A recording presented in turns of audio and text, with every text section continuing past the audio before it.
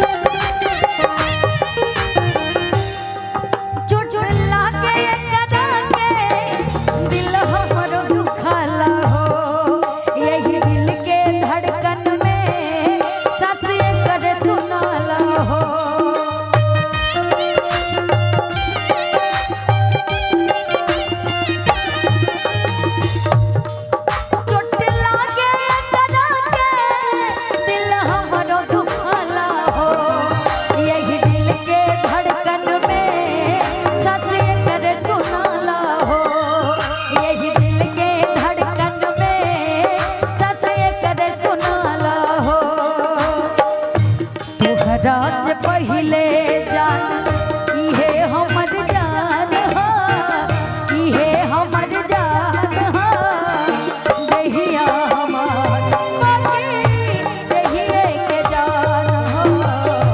डांट दी ही कैसे संगतिया पुरान हो, संगतिया पुरान हो, देहिया हमार बाकी देहिए के जान हो।